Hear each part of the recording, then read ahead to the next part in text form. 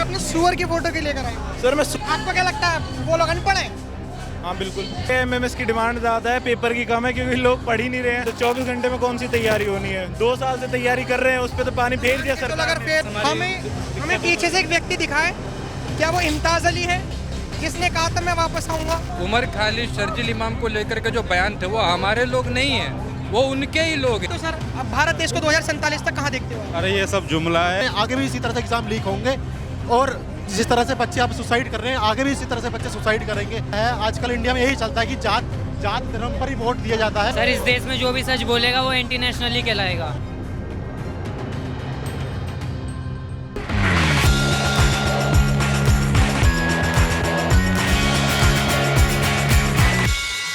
नमस्कार, मैं आकाश कुमार, स्वागत है आपका हमारे चैनल पर। कॉकरोच जनता पार्टी तमाम बहुत सारे प्रोटेस्ट कर चुकी है, उसमें से एक प्रोटेस्ट में हम भी हैं। जब 20 जून का प्रोटेस्ट है, यहाँ पर कुछ लिख रखा है बीजेपी फिक्सिंग एग्जाम इंफ्रास्ट्रक्चर। तो भाई साहब ये क्या, ये गोपी बहू की ये फोटो क्यों लेकर आ गए हैं? सर अगर आप इस फोटो को ध्यान से देखें तो इससे क्या डिपिक्ट किया जा रहा है कि काम हो रहा है, काम का काम नहीं हो रहा है।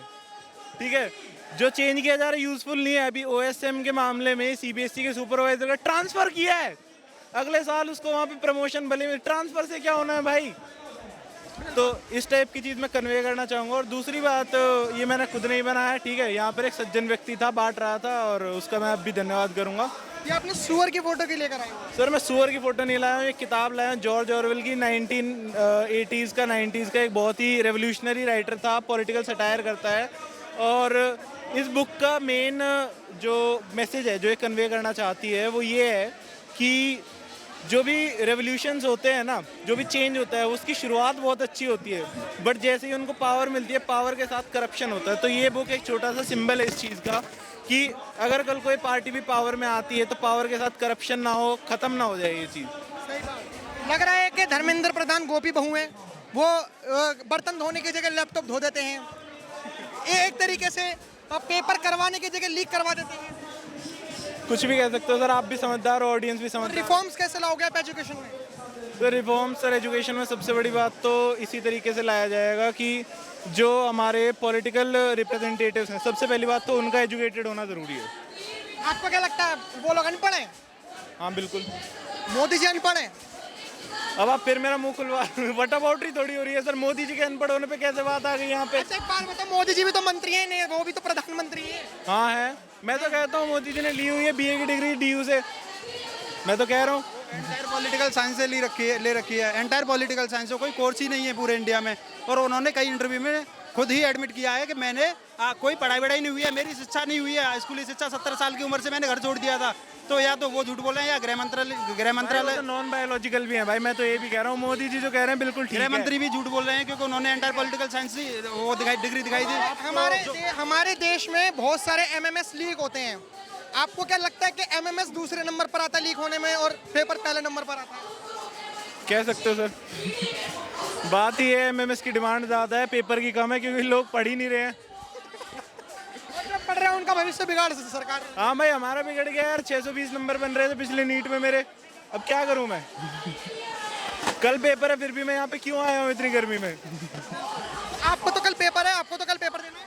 हाँ बिल्कुल देना है। अब भी आप आ गए यहाँ पे? पेपर कल है ना, तैयारी तो होनी चाहिए थी ना।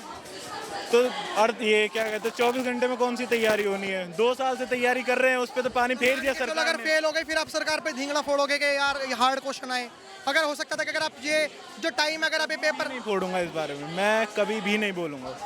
क्वेश्चन मेरे से सॉल्व नहीं हो, मेरी गलती है। आपका नाम क्या था सर? नहीं बता सकते सर। कोई नहीं, फिलहाल हम यहाँ पर लोगों से बात कर रहे हैं और यहाँ पर पूरी पहले के टाइम पर जो हमने देखने को मिली थी कि व्यवस्था कुछ नहीं थी, इस बार तो केले वगैरह की व्यवस्था है। अगर आप लोग कभी सीजेपी के प्रोटेस्ट में आना चाहो तो खाली पेट भी आ सकते हो, कुछ खाने को तो मिलेगा फिलहाल। अरे थैंक यू भाई, लेकिन हमें तो एक केला दे दो। अच्छा एक बात बताओ, अगर सीजेपी का अगर अगली बार प्रोटेस्ट हुआ तो कुछ खाने पीने को मिलेगा नहीं मिलेगा? अभी देखो, जो फर्स्ट टाइम प्रोटेस्ट हुआ था उसमें पीने की भी सुविधा नहीं थी, लेकिन जैसे जैसे लोग जुड़े हैं तो सबने अपनी तरफ से कुछ ना कुछ डोनेट करा है, कुछ ना कुछ वर्क किया है। कोई केले लेके आए, कोई पानी लेके आए, कोई रूह अफ़ज़ा लेके आए। अब हो सकता है अगले प्रोटेस्ट में कोई सफाई करने वाला कोई सिस्टम ले आए, क्योंकि इन्हें भी केला दो। लीजिए लीजिए। अच्छा आप प्रोटेस्ट में नहीं आए? ठीक है, फिलहाल आपको नहीं लगता कि जो प्रोटेस्ट की जगह जंतर मंतर है, यहाँ पर पानी वगैरह की व्यवस्था सरकार को ही देनी चाहिए थी?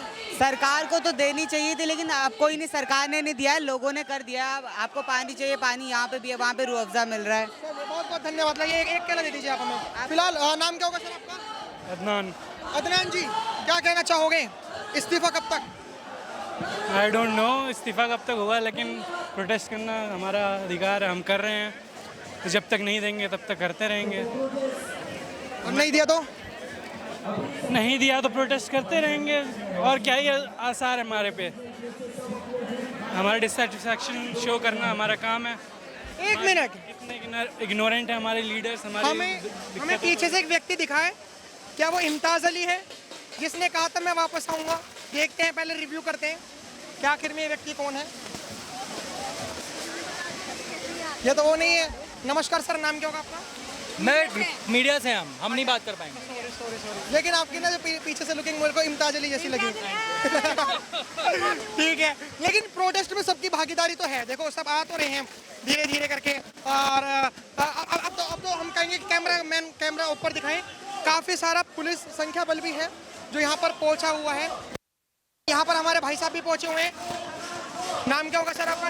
कर लिया भाई, कर लिया बात। कर ली बात। लेकिन अब एक चीज़ बताइए, यहाँ पर कुछ बीजेपी के लोग भी आए हैं और यहाँ पर कुछ कांग्रेस वो मेरे सामने ही है। अच्छा, मैं हूँ बीजेपी का। देखो कितना जल्दी पहचान लेते हो आप। मुझे कितने पैसे मिलेंगे? अरे तो वो तो आप मोदी जी बताएंगे भाई, मैं मेरे को तो पैसे ही नहीं मिलते।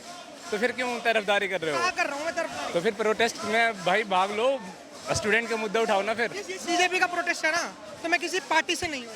नहीं, लेकिन यार डिफेंड इतना कर रहे थे उस टाइम। मैं कह रहा हूँ धर्मेंद्र प्रधान को इस्तीफा देना चाहिए। अब कैसे डिफेंड? कहने की बात कर रहे हो ये? कहने की नहीं, मैं कह रहा हूँ दो। पहली वाली ये बात ना रिकॉर्ड है आपकी। मैंने कहा दो धर्मेंद्र प्रधान। अब मैं बिका हुआ कैसे हो गया? उनको इस्तीफा क्यों देना चाहिए? क्यों देना चाहिए? मतलब आप बोल रहे हो उनको क्यों देना चाहिए? मैं बता रहा हूँ क्यों इस्तीफा देना चाहिए। ये बहुत मैं सीरियस होकर, अभी तक मैं मजाक कर रहा था। जैसे लाइक मैं मीडिया से हूँ, मैं डिजिटल पे वीडियोस डालता हूँ। हमारा दायित्व बनता है मीडिया का कि चीज़ें सच दिखाना। सरकार जनता से बनती है, जनता के मुद्दों को दिखाना। अगर मीडिया भी अगर ये काम नहीं कर रही तो मीडिया को भी उसको छोड़ देना चाहिए, ताकि हमारा जो मीडिया का रैंक है वो ऊपर आए। उसी तरीके से आपने धर्मेंद्र प्रधान की बात कही, अगर वो इस्तीफा दे दें तो कम से कम एटलीस्ट जो नया मंत्री आएगा वो ये सोच कर आएगा कि नहीं, पेपर तो लीक नहीं करवाने। अगर पेपर लीक करवाए तो कहीं धर्मेंद्र प्रधान जैसा जो हाल हुआ इस्तीफा देने वाला, वो कहीं मेरा ना हो जाए। तो ये मेरे को बीजेपी अभी भी पैसे नहीं दे रही। ये सोच समझ के तो नहीं आते हो कि यार मीडिया से ऐसे बोलना है। अरे यार गोदी मीडिया भी होती है, टूल किट मीडिया हो चुका है कि कौन रियल है कौन फेक है पता नहीं चलता। सही बात। कौन यहाँ कुछ लोग प्रॉपर मतलब बहुत ऐसा फैलाने के लिए आए हैं कि किसी तरह इसको इस प्रोटेस्ट को खराब कर दिया जाए। लेकिन भैया जी का जब की टीम ऐसी नहीं है भैया। ठीक है, भैया जी का जब की टीम ऐसी नहीं है। लेकिन अगर मान के चलो कि अगर इस्तीफा नहीं दिया तो क्या होगा? क्योंकि अभी देखो इतने सारे प्रोटेस्ट हो गए, धूप में इतने सारे बच्चे मेहनत कर रहे हैं, आप लोग इतनी धूप में मेहनत कर रहे हो, आपकी स्किन टोन भी काली हो जाएगी, हम भी प्रोटेस्ट कवर कर रहे हैं, हमारी भी काली हो जाएगी। तो अगर इस्तीफा नहीं दिया तो क्या होगा? फिर इस्तीफा नहीं दिया, फिर आगे फ्यूचर में फिर इसी तरह से जैसा अब एग्जाम लीक होते हैं, आगे भी इसी तरह से एग्जाम लीक होंगे। और जिस तरह से बच्चे अब सुसाइड कर रहे हैं, आगे भी इसी तरह से बच्चे सुसाइड करेंगे, क्योंकि उनका फ्यूचर अंधेरे में चला जाएगा। आपको नहीं लगता कि सुसाइड करना उनका भी जायज़ है? अगर वो एजुकेशन के नाम पर वोट देते तो वो सुसाइड नहीं करते। उन्होंने भी जात और इन सब चीज़ों के नाम पर वोट दिया। जी, आजकल क्या चलता है, आजकल इंडिया में यही चलता है कि जात धर्म पर ही वोट दिया जाता है। ये नहीं देखते कि ये बंदा किस तरह से है और किस तरह का। और इंडिया के अंदर जात धर्म पर ही वोट मांगा जाता है और जनता बिल्कुल अंधी हो चुकी है। जो आत्महत्या का जो आप कह रहे हैं उसका मैं एक बार जवाब दे देता हूँ कि आत्महत्या क्यों होती है। चाहे नीट का पेपर हो, चाहे एसएससी का पेपर हो, चाहे जो दूसरे स्टेट गवर्नमेंट एग्ज़ाम्स होते हैं, उसे कौन देता है? हिंदुस्तान का कमेरा वर्ग का लोग, हिंदुस्तान के गरीब वर्ग के लोग, आर्थिक रूप से जो कमज़ोर वर्ग के लोग होते हैं वो ये पेपर देते हैं, अपना ज़मीन जत्था सब बेच करके अपने बच्चों को अपना पेट काट के पढ़ाते हैं। तो जब ये पेपर लीक होता है या जो परीक्षा में धांधली होती है, उनके पता होता है कि उनके परिवार पर या उनके ऊपर व्यक्तिगत तौर पर कितना प्रेशर पड़ चुका है। मैं जो चीज़ें समझ पा रहा हूँ, ये मोदी जी के पास ना एक बहुत अच्छा समय है। आए मीडिया के सामने या कैसे भी और कहें कि हम स्टूडेंट्स के साथ हैं, हम युवाओं के साथ हैं और हम धर्मेंद्र प्रधान का अभी इस्तीफा दिलवाते हैं क्योंकि हमारे देश के युवाओं को परेशानी हो रही है।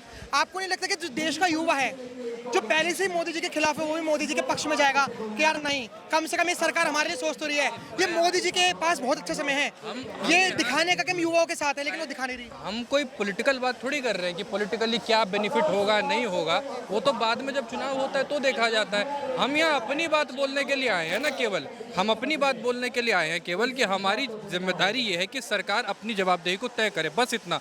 पॉलिटिकली उनको क्या बेनिफिट हो रहा है नहीं हो रहा है उस पर हमारा कोई लेना देना नहीं है, क्योंकि ये कोई पॉलिटिकल मूवमेंट भी नहीं है ना, आपको समझना चाहिए। इन्होंने कहा कोई पॉलिटिकल मूवमेंट नहीं है, हम यहाँ पर आए, मैं लिटरली बता रहा हूँ, पिछली बार के जो हमने नारे देखे आरएसएस मुर्दाबाद वगैरह वगैरह के नारे वो अलग थे, हम आज हमने प्रोटेस्ट कवर करा, हमें आज कोई ऐसे नारे देखने को नहीं मिले।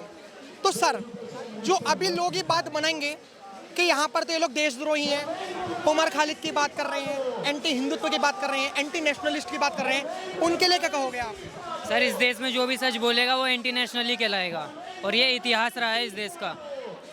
अगर आप ब्रिटिश के खिलाफ बोलोगे तब भी आप एंटी नेशनल हो, लेकिन नहीं थे, फ्रीडम फाइटर थे। लाइक भगत सिंह।